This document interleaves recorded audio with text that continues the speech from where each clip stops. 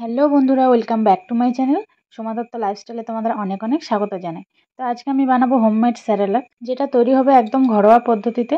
তো আপনারা পুরো ভিডিওটা দেখতে থাকুন, দেখলেই বুঝতে পারবেন এটা কতটা হেলদি আর টেস্টি হবে খেতে। আর বাইরের প্যাকেটজাত খাবারের থেকে এটা কিন্তু অনেকাংশেই ভালো। তো চলুন দেরি না করে ভিডিওটি শুরু করা যাক। তো এই দেখুন, এখানে একটি আমি থালা নিয়ে নিয়েছি। তো এখানে আমি দেখুন একটা কাপ নিয়েছি, কাপের পরিমাপের কিন্তু সব কিছু আমি নেব। আপনাদের বোঝানোর জন্য কাপটা আমি ইউজ করছি, নয়তো আমি এখানে কোয়ান্টিটি কিন্তু একটু বেশি নেব, বেশি করে বানাবো। আমি পুরো 1 মাসের খাবার বাবুর বানিয়ে রাখি। তো 1 মাসের খাবার বানানোর জন্য আমার জিনিসগুলো একটু বেশি বেশি নিতে হবে। তো আমি আপনাদের বোঝানোর ক্ষেত্রে এরকম করে সাজিয়ে গুছিয়ে দেখাচ্ছি। তো এখানে আমি 1 কাপ পরিমাণ চাল নিয়েছি, আর 1/2 কাপ পরিমাণ অড়হর ডাল যেটা হয় সেটা নিয়েছি, 1/2 কাপ মসুর ডাল, 1/2 কাপ মুগের ডাল, 1/2 কাপ ছোলার ডাল, 1/2 কাপ সাবু, 1/2 কাপ সুজি। এরপরে নিয়ে নিচ্ছি 1/2 কাপ যে ছোলার ছাতু হয় সেটা। আমি অ্যাকচুয়ালি ছোলাটাকে ড্রাই রোস্ট করেও নিতে পারতাম, তো ওটা করতে একটু সময় লাগবে। তো এই ছাতুটা আমাদের ঘরে তৈরি করা, সেজন্য এটাই নিয়ে নিলাম ডাইরেক্ট। আর এদিকে দেখুন 1/2 কাপ চিনেবাদাম নিয়েছি, 1/2 কাপ কাজু, 1/2 কাপ কাঠবাদাম যেগুলো হয় আলমন্ডগুলো, আর 1/2 কাপ কিশমিশ, আর কয়েকটা খেজুর। আর এখানে দেখুন মিছরি নিয়ে নিয়েছি, এখানে চিনির পরিবর্তে আমি মিছরি ইউজ করবো। আর এখানে দেখুন জোয়ান নিয়ে নিয়েছি। তো এরপর দেখুন আমার থালাতে জায়গা আটলো না জন্য সেজন্য আমি 2টো প্লেট নিয়েছি। একটা প্লেটে চিড়ে রেখেছি, আর একটা প্লেটে যে গম ভাঙা ডালিয়াটা হয় সেটা নিয়েছি। আপনারা গোটা গম ভেজে রোদে শুকিয়েও দিতে পারেন, তো এটা আমার বেটার লাগলো সেজন্য আমি ডালিয়াটাই একেবারে নিলাম। তো এখান থেকে আমি 1/2 কাপ ডালিয়া মেপে নেব। আর এখানে দেখুন চিড়ে আছে, চিড়েটাকে আমি 1 কাপই নেব। এই দেখুন। তো এরপর এগুলোকে একসঙ্গে আমি খুব সুন্দর করে মিশিয়ে নিচ্ছি। দেখুন খুব সুন্দর করে সবগুলো জিনিস আমি একসঙ্গে একত্রে মিশিয়ে নিয়েছি। বাদামগুলো আমি দেইনি, বাদামগুলো আমি পরে একসঙ্গে মেশাবো। আর এই দেখুন ধুয়ে নিয়েছি খুব সুন্দর করে, খুব ভালো করে ধুতে হবে 3-4 বার করে, কারণ বাচ্চাদের খাবার জিনিস একটু হাইজেনিক মেনটেন করতেই হবে।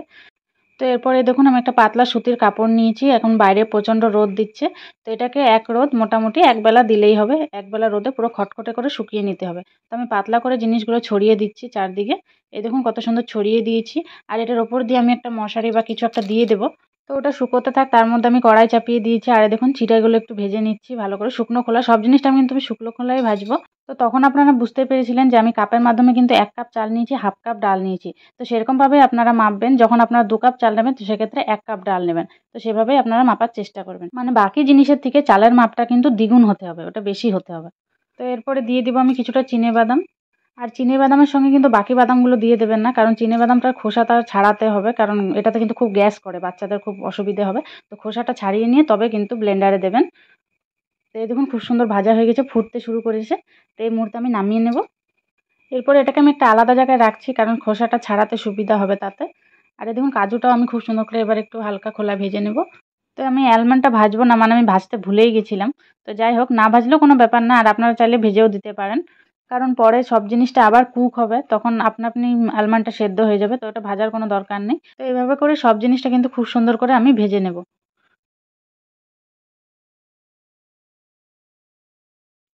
তো এই যে লাল লাল করে ভাজা হয়ে গেছে, এরপর এটাকে আমি নামিয়ে নেব।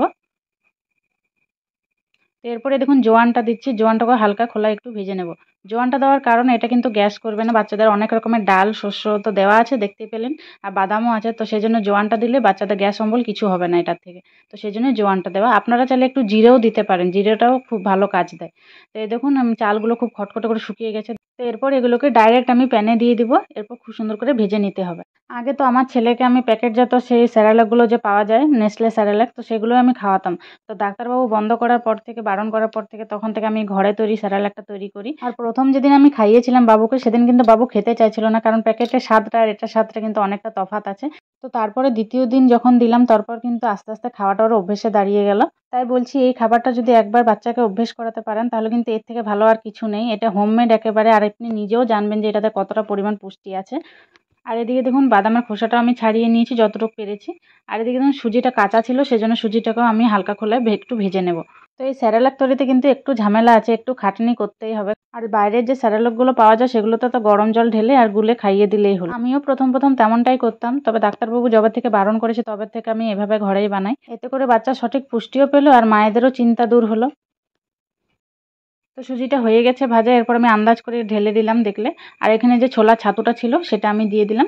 এবার একসাথে খুব সুন্দর করে এটাকে মিশিয়ে নেব। তো দেখো মেশানো হয়ে গেছে, সব একসাথে কত সুন্দর দেখাচ্ছে। আর দেখো এখানে খেজুর আমি এটা পরে দিয়েছিলাম, খেজুর আলমন্ড সব আছে এখানে, সব আমি দেখিয়ে দিচ্ছি দাঁড়াও। তো এখানে যে সাবুটা আমি দিয়েছিলাম দেখেছিলেন, সাবুটা কিন্তু আমি চালের সাথে একসাথে ধুইনি, সেটা আলাদা ধুয়েছিলাম। কারণ সাবুটা কিন্তু একটু পিচ্ছিল ধরনের হয়ে যায় জল দেওয়ার পর, তো সেটাকে আমি আলাদাই রেখেছিলাম। তো একসাথে চালটা ধোয়ার পর সাবুটা আলাদাভাবে ধুয়ে শুকিয়ে তারপর এটাতে মিশিয়েছিলাম। আর এখনকার বাচ্চা কাচ্চারা বাইরের প্যাকেটজাত কুরকুরে চিপস এই সকল খেয়ে পেটের 12টা বাজিয়ে দিয়েছে। তো এগুলো খেতে অভ্যাস করতে একটু টাইম তো লাগবেই, আর একবার যদি অভ্যাস হয়ে যায় তাহলে কিন্তু আপনার টেনশনের মুক্ত। কারণ একমাত্র মায়েরাই জানে যে বাচ্চার খাওয়া নিয়ে কতটা ঝক্কি পোহাতে হয়। তো সব নিয়ে নিয়েছি। এরপর দেখুন আমি এখানে একটু সয়াবিন অ্যাড করেছি, কারণ আমার বাবু সয়াবিন একদম খেতে চায় না। আর সয়াবিনটা কিন্তু বাচ্চাদের জন্য অনেক দরকার, সেজন্য আমি মিক্সিতে ব্লেন্ড করে এটাতে দিয়ে দেবো। সয়াবিনটা বাবু একেবারেই খেতে চায় না, সেজন্য হয়তো গলায় লাগে বা কিছু একটা ব্যাপার আছে, সেজন্য আমি এটাকে ব্লেন্ড করে দিচ্ছি। এক্ষেত্রে সেরেলাকের একটা সুবিধা যে আপনার বাচ্চারা যেটা খেতে চায় না সেটা কিন্তু আপনার এই মিক্সিতে এটা দিয়ে আর খাওয়াতে পারবেন আরাম।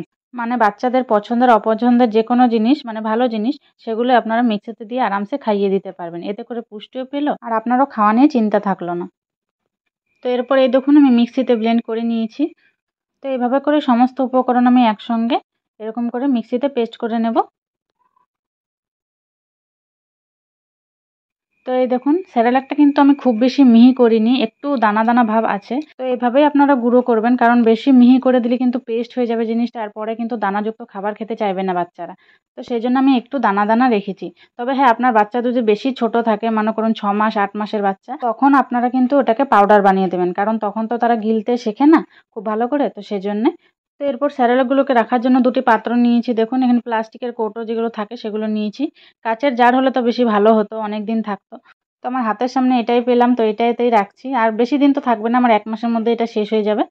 আর যে পাত্রটিতে রাখবেন সেটা কিন্তু যেন এয়ার টাইট হয়, মানে কোনো রকম যেন হাওয়া না যেতে পারে, তাহলে কিন্তু দলা পাকিয়ে যাবে আর জিনিসটা নষ্ট হয়ে যাবে, বেশি দিন রাখাও যাবে না। তো এরকম টাইট জায়গাতে টাইট একটা পাত্রে এরকম রাখবেন। আর মাঝে মাঝে রোদে দেওয়ার চেষ্টা করবেন, তাহলে জিনিসটা আরও ভালো থাকবে। তো এই যে তৈরি হয়ে গেল আমার homemade Cerelac, healthy and tasty, দারুণ খেতে। আমি একদিন খেয়ে দেখেছিলাম জানেন, ভালোই লাগছিল খেতে। আর কৌটোগুলোতে কিন্তু খুব বেশ ভালোই দেখাচ্ছে দেখতে। তো এরপর আমি বানিয়ে দেখাচ্ছি স্যারেলাকটা। দেখুন এখানে 2 চামচ পরিমাণ স্যারেলাক নিয়েছি, যেগুলো বড় চামচ হয় না স্যারেলাকের, তো সেই চামচগুলোই আমি নিয়েছি। তো এখানে দেখুন দুধ দিয়ে খুব ভালো করে মিশিয়ে নিচ্ছি। প্রথমে জল দিয়ে বা দুধ দিয়ে ভালো করে মিশিয়ে নেবেন, তারপরে ওভেনে চাপাবেন। গরম অবস্থায় চাপালে কিন্তু সেটা দলা পাকিয়ে যাবে। তো এরপর আমি ভালো করে খুব সুন্দর করে মিশিয়ে নিচ্ছি, তারপরে এটাকে ওভেনে চাপালাম। দেখুন এবার এটাকে ফুটতে দিতে হবে অনেকক্ষণ। যেহেতু ওখানে অনেক রকমের ডাল রয়েছে, বাদাম, চাল, অনেক কিছুই রয়েছে দেখলেন। তো সেজন্য এটাকে কিন্তু খুব ভালো করে কিন্তু ফুটিয়ে নিতে হবে, যেহেতু বাচ্চার খাবার, সেজন্য একটু খুব ভালো করে এটাকে সময় নিয়ে ফোটাতে হবে। আর দেখবেন এটা অনেকটা ঘন হয়ে আসবে। এই দেখুন অনেকটা ঘন হয়ে এসছে। এখানে মাঝে আমি আরেকটু দুধ ইউজ করেছিলাম। মানে এখানে স্যারেলাক যদি আপনি 1 চামচ দেন তো পুরো 1 বাটি কিন্তু তৈরি হয়ে যাবে। তো সেক্ষেত্রে দেখে দেবেন। আর ওভেনে চাপানোর পর কিন্তু অনবরত নাড়তে হবে, নয়তো কিন্তু লেগে যাওয়ার সম্ভাবনা থাকবে। তো এই দেখুন খুব সুন্দর সেদ্ধ হয়ে গেছে, জিনিসটা ঘনও হয়ে এসছে। তো এই মুহূর্তে আমি গ্যাসের ওভেনটা অফ করে দেব, আর বেশি ফোটানোর দরকার নেই। আর এটা ঠান্ডা হয়ে গেলে কিন্তু আরেকটু জমে যাবে। তো এরপর এটিকে আমি একটি বাটিতে নিয়ে নিচ্ছি। দেখো ঠান্ডা হওয়ার পর কতটা ঘন হয়ে গেছে। তো আপনাদের বেবি যদি বেশি ছোট থাকে তাহলে কিন্তু এত ঘন খাওয়াবেন না, একটু পাতলা খাওয়ানোর চেষ্টা করবেন। আর বেবি যদি খুব বেশি ছোট হয়, মানে 1 বছরের নিচে হয়, তাহলে কিন্তু দুধ দিয়ে ফোটাবেন না, কারণ ওদের দুধ খাওয়াতে বারণ করে ডাক্তারবাবু। তো সেজন্য সেক্ষেত্রে জল দিয়ে ফোটাবেন। তো আজকের ভিডিওটি কেমন লাগলো প্লিজ জানিও বন্ধুরা। আর ভিডিওটি ভালো লেগে থাকলে অবশ্যই একটি লাইক করো এবং চ্যানেলটিকে সাবস্ক্রাইব করে দিয়ে পাশে থাকা বেল বাটনটি ক্লিক করে দিও। তো দেখা হচ্ছে একটি পরবর্তী ভিডিওতে, ততক্ষণের জন্য ভালো থাকবেন, টাটা।